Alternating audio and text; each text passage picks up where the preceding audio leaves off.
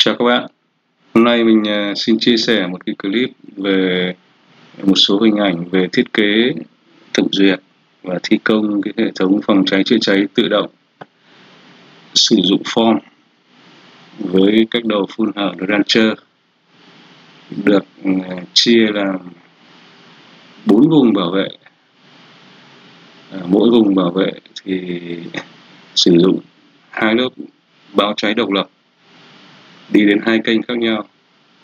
Như vậy là các bạn có thể thấy ở trên mặt bằng là cả một cái nhà xưởng rộng hơn 3.000 m², 3.400 m². Thì riêng cái phần bôi xanh đây là phần tầng trệt của nhà xưởng, có diện tích gần 700 m², 668 m², là hạng sản xuất B, có hạng sản xuất B. Còn phần bên trái là nhà kho thì là hạng sản xuất C. Phần bên trái thì dùng hệ thống chữa cháy tự động sprinkler lắp ở dưới mái nhà xưởng. Mái nhà xưởng thì chiều cao trung bình là hơn 12 mét. Còn khu vực bên tay phải là khu vực 2 tầng,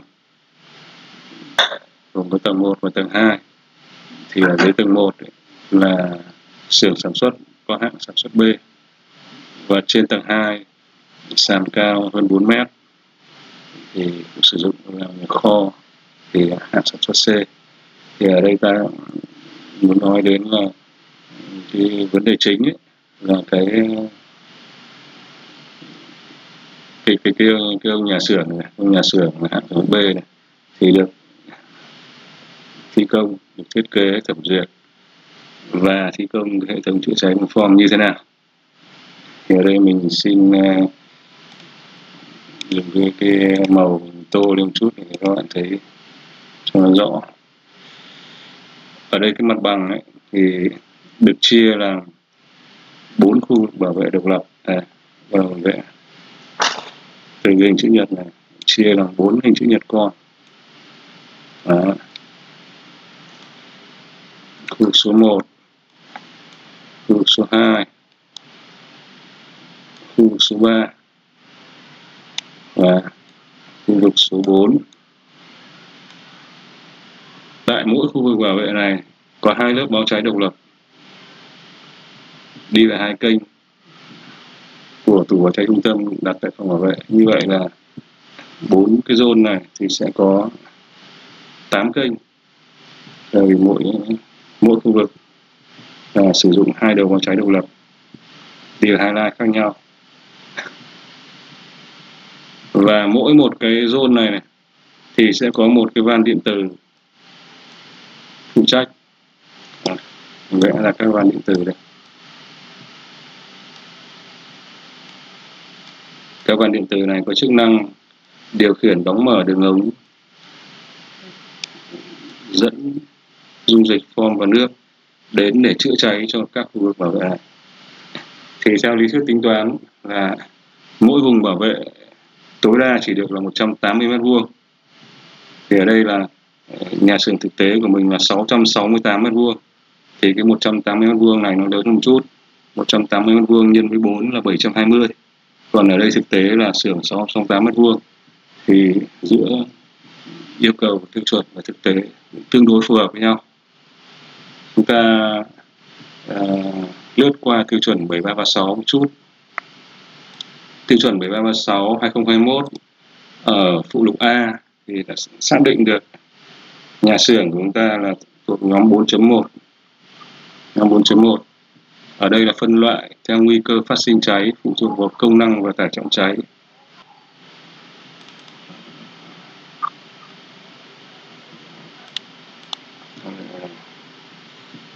Trong đây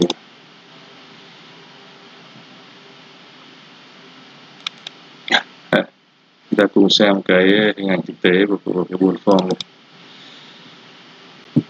Đây là cái buồn form 7.000 lít, 7.000 lít nghĩa là 7 mét khối. Chúng ta cùng tôi tạm dừng một chút mà tôi giới thiệu nó chi tiết một chút, tương đối chi tiết một chút để các bạn xem. Tôi dừng lại ở đây.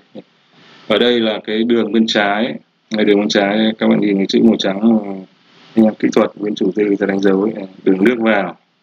Ở đây có một cái van bướm tay gạt, đường ống là đường ống 114, đây là van bướm tay gạt 114 dẫn nước vào bồn form cho chạy tiếp. Đây là cái van bướm tay gạt mà mở và đóng để cho nước tiếp tục lên bồn form hay không.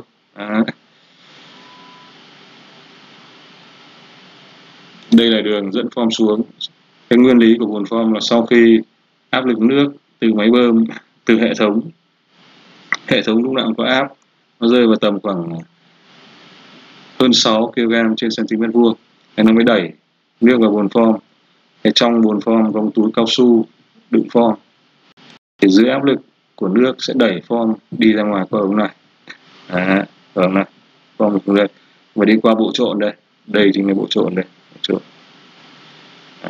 Thế còn ở dưới thì chúng ta thấy là ở dưới đường ống này là đường ống form ra, và cũng là cái đầu này cũng là đầu xả form để vệ sinh cái túi form. Đây là cái van điều khiển áp suất, chỉnh áp suất trong đường ống. Ở đây là đồng hồ đo áp suất ở trong bồn form, áp suất của nước bơm vào này. Nó vào khoảng gần 7 kg trên cm vuông. Đây là van vẽ thẩm này. Đây, van 1 này. Van 1 phụ trách khu 1. Van 2 phụ trách khu 2. Và tương tự van 3, van 4 đây. Ở hai phía của nhà xưởng đây. Tương ứng với lại cái ảnh clip này. Đây. Van 1, van 2. Chúng ta lướt qua các hình ảnh khác. Van 1, van 2. Ở đây thì cái van điện từ này có cái nắp ở trên để có thể dùng cái thanh lục giác gắn ở dưới van để mở một cơ học. Mở cơ học là trong cái trường hợp mà vì một lý do nào đó mà tủ điều khiển van không mở được van khi có cháy, thì cái người phụ trách ấy sẽ đến lấy cái lục giác và mở cái nắp ở trên van ra để quay thủ công để cho van điện từ mở. Van này là van 114 các bạn nhé. Thì sau khi van mở thì sẽ dẫn form đây từ phía phải lên qua đường ống đây và đi vào các đầu phun bên trong nhà xưởng. Các bạn nhìn cái màu vàng của van là open nghĩa là mở đây. Close là đỏ, close nó sẽ bé dần và open nó sẽ lớn dần. Thì cái cửa van bên trong nó sẽ mở to dần. Đấy. Sẽ mở rất nhẹ nhàng. Quay thực tế nó rất chặt các bạn nhé, phải quay mạnh. Ông nào tay quay yếu mà cứ sợ van nó hỏng là không quay được đâu. Đấy, sau khi ta quay ngược lại thì van nó sẽ đóng lại. Đấy là trong trường hợp mà tủ điều khiển van vì một lý do nào đó mà không mở được van điện tử thì bắt buộc ta phải sử dụng phương pháp cơ học. Còn cái đầu phun ở dưới này cho các bạn nhìn, ở đây có cái ống 21, có cái van bi và có lắp cái đầu phun Rancher ấy, thì là chúng tôi lắp để phục vụ cái công tác nghiệm thu khi mà chủ tư và PC07 nghiệm thu để cho form xả ra này chứ không phải xả trong nhà xưởng. Xả nhà xưởng thì ướt hết tại vì nhà xưởng cũng đang trong giai đoạn sản xuất. Đây là cái đường ống để nghiệm thu thôi. Người ta đóng cái clip này lại và chúng ta qua cái clip khác này. Xem. Ở đây thì nói qua cái hệ thống chữa cháy, hệ thống báo cháy và tủ điều khiển trung tâm để điều khiển 4 cái van điện tử như thế nào. Thì đây chúng ta nhìn cái tủ điều khiển, cái tủ báo cháy trung tâm ấy, để lắp cho cái khu vực tầng trệt ấy, của cái nhà xưởng ấy. Đây, riêng khu vực này 6,6 m² là sử dụng cái tủ này 10 kênh, tủ 10 kênh. Thì ở đây là các bạn nhìn này, van 1 sở dĩ van 1 có 2 kênh là do hai cái tín hiệu báo cháy khác nhau được đi hai line khác nhau ấy. Thì tôi sẽ cho các bạn xem hai cái đầu báo cháy độc lập của nó. Thì khi mà hai cái tín hiệu báo cháy này cùng báo một lúc về thì cái tủ báo cháy trung tâm này nó mới kích hoạt cái tủ điều khiển van điện tử ở bên cạnh, một tí nữa ta được xem, thì lúc ấy nó mở van ra. Còn khi chỉ có một tín hiệu của một đầu báo cháy thì tủ điều khiển van sẽ không mở. Lý do là thế. Lý thuyết chúng ta biết là phải hai lớp báo cháy độc lập. Khi mà có hai tín hiệu báo về, tiêu chuẩn quy định khi có hai tín hiệu báo về thì tủ mới mở, tủ điều khiển van mở để cho cái dung dịch form và nước ấy phun ra. Chính là lý do là thế. Người ta mở cái tủ và xem tí, nhưng bên trong nó cũng gồm có cả bo mạch và các dây le thôi, aqui.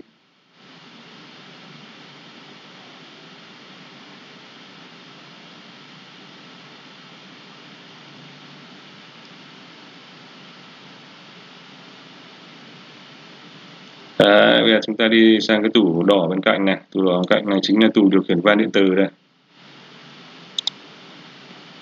Tủ điều khiển van điện tử ra thấy đây, đèn báo 1, đèn báo 2, đèn báo 3, đèn báo 4. Đây, 4 cái này là phụ trách 4 cái van điện tử vừa nãy chúng ta vừa nói đấy, của các khu vực bảo vệ độc lập 1, 2, 3, 4 đấy. Đây cũng có cái chế độ auto này, off này, chế độ tay.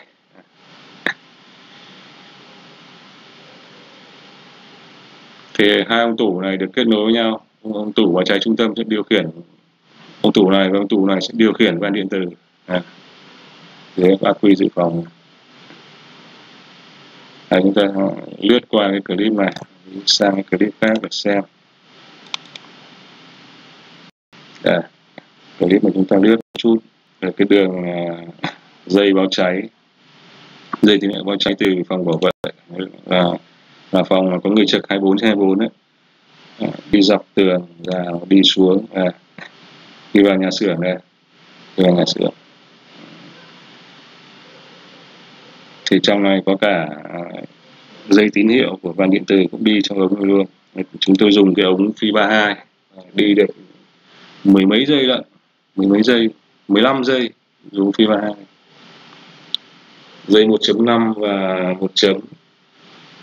Dây nguồn thì 1.5, còn dây tín hiệu thì 1 chấm.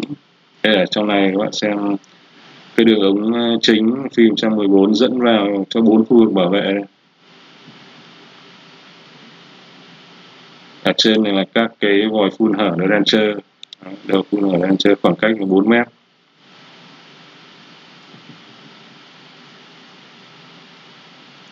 Kết nối xuống nút nhấn khẩn đây. Cũng tương tự như đầu báo cháy thì ở đây có mỗi khu vực bảo vệ đây, mỗi một khu vực bảo vệ độc lập, gọi là một khu vực bảo vệ độc lập có 2 nút nhấn khẩn, 2 nút nhấn khẩn. Và khi mà đầu báo cháy chưa kịp báo thì mà phát hiện ra cháy thì người công nhân hoặc người trực có thể đến nhấn một phát cùng một lúc 2 nút nhấn khẩn, thì 2 cái tín hiệu này được nối tiếp với lại 2 lớp báo cháy ở đây cũng đi highlight về cái tủ báo cháy trung tâm vừa nãy ấy. Thì khi đủ 2 tín hiệu của 2 nút nhấn khẩn này thì tủ báo cháy trung tâm phòng bảo vệ mới kích hoạt cái tủ điều khiển van điện tử, mới làm cho hệ thống form chảy ra. Nút nhấn khẩn 1, nút nhấn khẩn 2. Hai ông này vai trò không khác gì hai cái đầu báo cháy độc lập cả, chỉ có cái là hai ông này là điều khiển bằng tay, chạy bằng cơm, còn hai ông kia là dùng công nghệ. Thế nên hai ông kia ấy, mà chưa kịp phát hiện ra mà cái người phụ trách nhanh tay chạy đến nhấn phát hai ông này, chuông kêu reng reng, tủ báo cháy trung tâm điều khiển tủ khiển van từ mở ra, form ở trên này sẽ xả ào ạt xuống đúng cái khu vực đấy, đúng khu vực cần được bảo vệ đấy. Đây là chuông và đèn tại khu vực đó này, đúng cái khu vực tương ứng mà hai thằng phụ trách. Đây là nút khẩn số 3 và nút khẩn số 4. Nút khẩn số 3 và nút khẩn số 4 phụ trách cho khu vực bảo vệ số 2. Đây, nút khẩn số 3 và nút khẩn số 4 đây. Cũng tương ứng với hai lớp báo cháy đây. Nó là như thế. Tiếp tục anh xem. Clip nó hơi dài một chút, các bạn cố gắng xem, tại vì mình cũng không biết nói thế nào cho nó ngắn hơn cả. Nó nhiều tư liệu. Đây các bạn nhìn đây, mình đang pause ở cái khu vực bảo vệ số 2 đây. Đấy, phụ vào lại số 2 đây, các đầu báo cháy đây. Ở đây mình có thể chuyển xuống cái bản vẽ mặt bằng báo cháy. Báo cháy các bạn xem, cái này là chữa cháy đây, mặt bằng báo cháy đây, mặt bằng báo cháy của cái đồng chí nhà xưởng tầng 1 đây. Mình chia thành 4 này. Các bạn nhìn rõ ràng chưa? 4 ông độc lập đây. Ông này nút nhấn khẩn, nút nhấn khẩn này. Đây là 2 lớp báo cháy độc lập đây. Đây. Cái hình ảnh mình vừa dừng ở clip chính là 2 đồng chí này này. Đây 2 cái đầu báo cháy, 2 đầu báo khói độc lập, đi 2 kênh khác nhau về tủ báo cháy trung tâm nhưng được lắp cạnh nhau. Thế là khi mà tín hiệu của 2 ông này cùng phát ra một lúc ấy, thì công tủ báo cháy trung tâm mới kích hoạt cái tủ điều khiển van điện tử và làm cho van điện tử tại cái phụ trách tại cái khu vực này mở ra, và form nó đi vào đường ống chính để dẫn đến các cái ống nhánh đây và phun xuống, phun số xả đây, phun cái xả đây. Hay trường hợp mà đám cháy nó ngừng phun thì sao, để làm sao cho form nó không chảy ra nữa, thì lúc đấy là chúng ta phải có động tác là cái người trực ấy phải đến dùng tay để tắt cái nút báo khẩn đi, bằng cách là đây, bằng cách là nhấn vào cái lò xo ở cái nắp trên đây để cho nút nó bật lên. Đó. Nhấn đủ 2 cái lò xo ở 2 nút nhấn khẩn này để cho cái nút nhấn khẩn nó bật lên. Đồng thời cái người trực ở cái tủ báo cháy trung tâm ấy, ấn reset thì lúc ấy sẽ kích hoạt cho cái tủ điều khiển van điện tử ấy, nó điều khiển cái van điện tử đóng lại để cho form không chảy ra nữa. Đấy là cái cách thứ nhất. Cách thứ nhất là vừa dùng cơ học vừa dùng công nghệ. Thế còn cách thứ hai như vừa nãy các bạn xem là cái van điện tử có thể đóng được bằng tay mà dùng cái lục giác khóa lại. Thế thì một ông nào đó chạy đến lấy cái lục giác vặn lại, đóng cái van điện tử ra để cho form nó khỏi chảy nữa. Tại vì form nó rất đắt tiền các bạn. Cái bồn 7 khối là 100 mấy triệu tiền form rồi. Thế mà nó chút một phát xuống thì chỉ có mà khóc. Thế là đám cháy nó dập rồi thì ta tắt luôn. Ta tắt luôn. Hoặc là có trường hợp mà chúng tôi cũng không khuyến cáo đâu, nhưng mà cũng lưu ý chủ tư là nếu cái form nó đắt quá thì cái bước đầu có thể chữa cháy bằng nước. Chữa nước nghĩa là cái hệ thống van điện tử nó vẫn chạy như bình thường nhưng mà khóa cái đường form từ cái bồn form ra, nước nó vẫn qua bình thường, chỉ có không ngăn form ra, cho đồng chí nước chạy vào trước. Nước nó rẻ các bạn. Thì em đi tiếp. Bạn nhìn đấy, đây là 2 cái ống nhánh pin 114 để chia ra các tay nhánh phụ trách các zone khác nhau. Ở đây tôi mở cái bản vẽ trên mặt bằng bản vẽ chữa cháy cho các bạn xem nó sẽ rõ song song với nhau.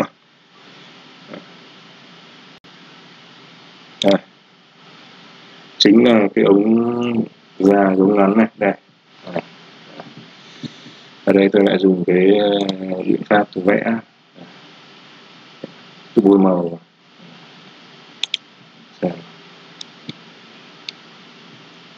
1/4 1/4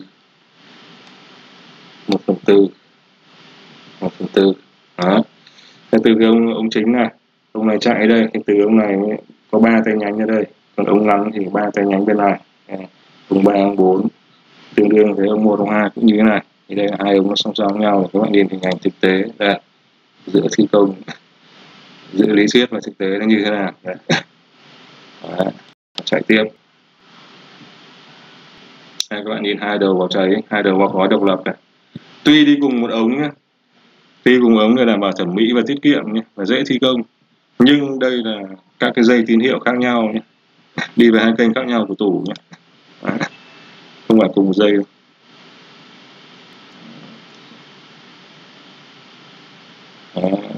Các đầu phun hở đang chơi này. Đầu báo khói, 2 đầu báo khói độc lập. Đây, chúng ta lên đến ống 5 và ống 6 này. Nút nhấn khẩn 5 và 6 là của khu vực thứ 3. Đây là cái đầu tiếp theo, nút nhấn khẩn 7 và 8 của ông khu bảo vệ thứ tư. Khu vực bảo vệ thứ tư đây, nút nhấn khẩn 7 và 8, đây là chuông và đèn, 7 và 8 này, 7 và 8, 7 và 8 này, 7 và 8 đây. Khi trở lại cái bảng kiến trúc ban đầu xem bản vẽ tương đối đầy đủ này. 3, 4 thì đây là ông nút nhấn khẩn 5, nhấn khẩn 6, đây nút nhấn khẩn 7, nhấn khẩn 8, hàng bán điện tử như này. Các bạn có dễ hình dung không ạ? Kết nối lên các đầu báo khói. Nút nhấn khẩn và đầu báo khói là mắc nối tiếp các bạn nhé. Cùng một kênh thì sẽ mắc nối tiếp với nhau.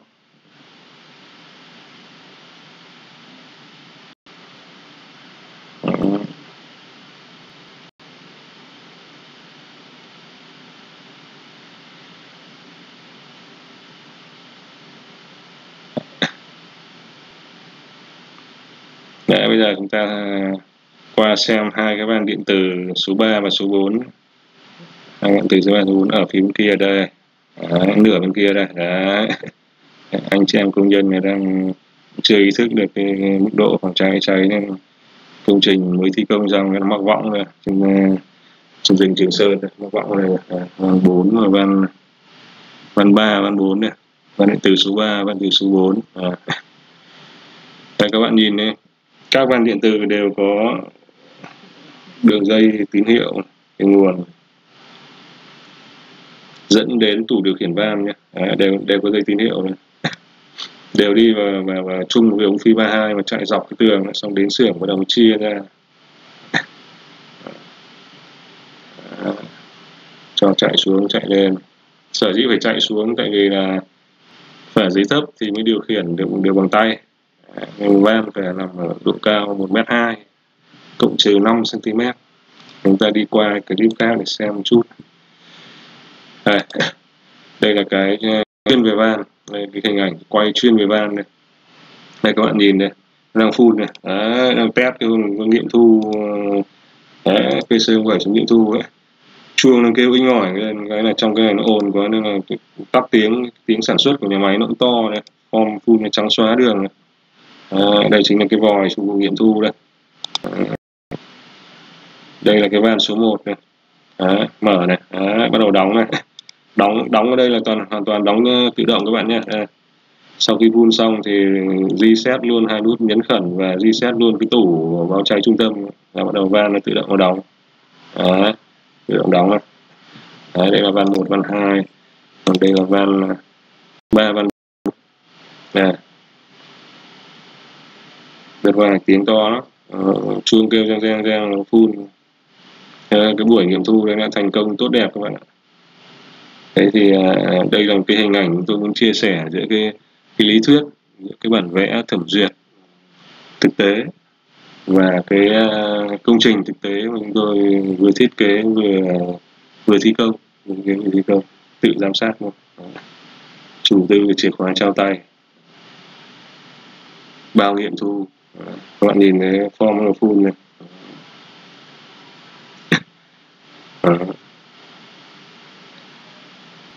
Trả ra cái bản vẽ một chút. Đây là một công trình thực tế, có bản vẽ có dấu thẩm duyệt đàng hoàng. Đây là hình ảnh tổng quan nhất, nó là kiến trúc nhưng mà nó tổng quan nhất. Đây tôi đã vẽ ở đây rồi. Thì đây là cái một số cái chia sẻ gửi đến các bạn. Thế nếu mà các bạn có ý kiến gì thì góp ý để mình biết, để sau này có những clip nó ngắn gọn hơn. Thì clip này tương đối dài, các bạn thông cảm. Xin chào tạm biệt các bạn.